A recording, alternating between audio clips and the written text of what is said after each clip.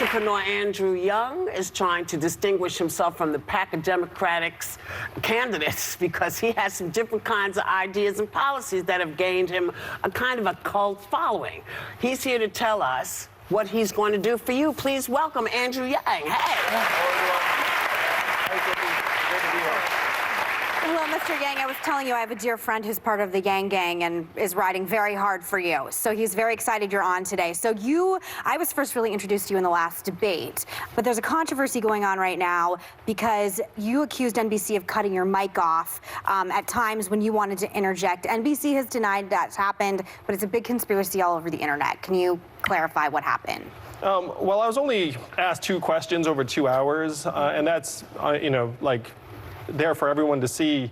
And so I just shared my experience with some supporters after the fact, but we're just thrilled that I have another debate in July and then also in September and October to keep getting our ideas out to the American people. But how do you make it so you speak more than 3 minutes? Well, we were joking that maybe I'd have like a sign or something, like hold it up. But we're very confident that we'll get more opportunities in the Were you the only one that happened to? Or did somebody else also get screwed out? I think one of the other candidates said that her mic was also cut at various times. Marianne Williamson? Yeah, I think that's right. I haven't talked to Marianne about it, though. Yeah, because he spoke less than 3 minutes, or about 3 minutes. But you have some very dedicated followers. They call themselves the Yang Gang. Supporters wear hats that have math written across the top, Make America Think Harder. Crowds chant PowerPoint at your rallies. And there's a YouTube channel dedicated to getting you elected called Nerds for Andrew Young 2020. So, and I love that, actually, because I do think that, I give a lot of credit to the American people. I think we're smarter than people are giving us credit for. And that's what I think you're trying to tap into. So tell us about that. Well, my campaign's dedicated to trying to solve the problems that got Donald Trump elected. We're in the midst of the greatest economic transformation in the history of our country, what experts are calling the fourth industrial revolution. And so Make America Think Harder is trying to get America focused on the fact that it's certainly not immigrants that are causing these problems. It's the fact that technology is pushing our economy to a point where more and more Americans are having a harder time finding paths forward. Amazon's closing 30% of our malls and stores in the next 4 years, and being a retail worker is still the most common job in this country. The average retail worker is a 39-year-old woman making between $9 and $10 an hour. We know she doesn't have much in the way of savings. So as her stores close, the opportunities disappear. We have to start focusing on solving those problems, and that's what Make America Think Harder. It's the opposite of this call to yesteryear. We need to start solving the problems of today. Is anybody in the Republican Party giving any thought to that, what you just said? Well, when you talk to politicians about this economic transformation we're in the midst of, unfortunately, a lot of the solutions revolve around education and retraining. But I looked into the studies around retraining manufacturing workers in the Midwest, and the results were very, very bad, 0 to 15% success rates. So if you're a politician and you say, hey, we're going to educate Americans for the jobs of the future, then everyone's like, okay, that sounds great. But then when you dig into the reality, unfortunately, that's not the way it works out. Well, it didn't work, right? Because we tried to do that when we moved mining. Yeah, we said we were going to retrain people, and it didn't work, as we heard from various people saying, well, there's nothing out there for me. Well, when they're climate deniers also, they don't even look at the possibility of having green jobs, which a lot of people could go into that. But anyway, you are also proposing something of a basic universal income, a freedom dividend. That's right. You call it. What does that mean exactly? So this is an idea that's been with America since our founding. Thomas Paine was for it. Martin Luther King championed it in 1967. It's a dividend for every American as a right of citizenship. So under my plan, every American adult would receive $1,000 a month starting at age 18 every month until you expire. What? Yes. Yeah. That will cost $3 trillion. Where's this money coming from? And what is the point of it, really? They say if you give a man a fish, if you give a man a fishing line, he can fish. If you give him one fish, he'll just eat that fish, something like that. I think I know the saying you're talking about. How does it go? You know that what I'm talking about? So you hand somebody $1,000. Now, what good is that? They spend the $1,000, big deal. Though, for people that are struggling. I know it's a bit of a game changer, but it's not a long-term solution. Come on.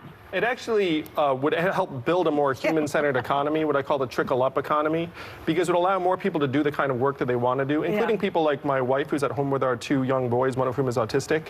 And right now, the market values her work at 0. GDP values her work at 0. If you start putting resources into our hands, it actually expands what we think of as work. Well, now you're talking about paying women for doing housework and doing work at home, being mothers. That's a good idea. That is a good idea. Oh, good. That's different. No, That's different. Well, I mean, again, and this is This is a game changer for the waitress at the diner who's getting harassed by her boss. It's a game Yeah. changer for the single mom who's stuck in an abusive relationship. Yes. Like, we need to put the economic resources into people's hands to be able to improve their But still, situation. how are you going to pay for this exactly? You know, listen to Elizabeth Warren. She's got a plan. Yep. She's charging 2% over certain millions and millions and millions. What are you going to do? So my plan is to get the resources from the big winners of the 21st century economy. So the big winners are who? Amazon, Amazon. trillion-dollar company, paid zero in taxes, less than everyone in this Apple. room. Apple, Netflix, Google. These companies are great at just not paying a whole lot of taxes. Right. And so what you do is you have to look around the world and see that other countries have put a mechanism in place so the American people get a tiny slice of every Amazon sale, every Google search, every Facebook ad, every Uber mile, and that's enough to pay for a dividend of $1,000 a month, particularly because this money just comes back to us over and over again. Yeah, but you're wait. assuming that those companies are just going to go on ad infinitum, making millions and millions. according Amazon to- seems But to be my, doing that. with all due respect, as the millennial at the table, I would love What about me? I'm a millennial. But my generation. Okay, excuse me, it's Joy and I as the millennials at the table. But every Democrat that comes on, the answer is write a check. And the problem is the deficit is going to my generation, and that's already the problem right now. So is there Wait any a minute, answer who created to anything? that deficit? I'm asking Your the party. presidential Okay. candidate this question, All right. if you don't mind. I don't mind, but I want to answer it Do you anyway. have an answer that is... Okay. Go ahead. Sir, you can Keep it answer however going. you... No, please. I understand the question. And so I've run companies, and you have a revenue problem in this country, and you have an expense problem in this country. And you have to go after both of them. But the big winners, so if you have artificial intelligence that Amazon's investing billions of dollars in, Yes. could displace 3.5 million truck drivers. Right now, it's the most common job in 29 states. The amount of value that gets generated from that, immense, almost unbelievable. And right now, the American people will get zero of that value. So if you put a mechenism in place, you can actually generate hundreds of billions of dollars. How is Amazon? Wait, hold on, because Gotta take a break. we're going to take a break, but we're coming right back. Stick around. We're back to Andrew Yang. To get to know more about your policies, let's do a lightning speed round with you. Sure. Universal health care, yes or no? Yes. Robert Mueller is set to testify July 17th. Should Congress start impeachment hearings? We'd have to wait until his testimony, but I'm thrilled that he's going to be testifying for Congress. What would he say that would change your mind to a definite yes? You know, I'd have to see what the facts were. Also, I've been trying to put it on Congress to make that determination, really, because that's their job. Okay.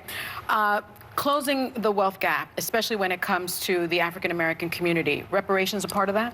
Well, Martin Luther King championed a dividend for all Americans. I think that's where we should start, $1,000 a month for every American. And then reparations is a whole separate issue, because the $1,000 dividend doesn't address the historical legacy of slavery. Why should rich white people get $1,000 a month? Well, the great thing is that it'll remind them that they're still an American. but in Alaska, Part of but in Sir, I Alaska don't they need have a 1,000. dividend. No one at this table needs an extra No. $1,000 a month. But in Alaska they have a could give it away. dividend of $1,000. Well, I could wouldn't give it away feel. to charity, I though. wouldn't You could give it feel away to right. charity. I mean, but I when there's would still do that. veterans Yeah. on the street and You could homeless. give it But away. that's what you You could would give use it it away away, to yeah. charity. That's what he means when he empowering. says it reminds you you're an American. Yeah. It doesn't. It's not just about what you do for yourself. It's what you do for other folks. And in Alaska, they give the dividend to everyone in Alaska from the petroleum fund, $1,000 to $2,000 a year, and it depoliticizes it, it destigmatizes it. It's just everyone gets it, and so there's no like, oh, you get it, I don't. Right. Immigration. I'm the son of immigrants myself. I think we need to create a path to citizenship over the long term. So you also have some unusual and I would say unorthodox stances as well. You came out against circumcision, correct? Well, you know, I think parents need to educate themselves on what the health information is. You know, my wife and I obviously made a certain determination, but it should be in the hands of the parents. In the hands of what? The parents. Parents just, Because when you have a male Literally and baby, they figuratively. just toss it on you. Well, they tried to. They try to just Yeah. toss it yeah, on they you. tried to. You also believe in free marriage counseling.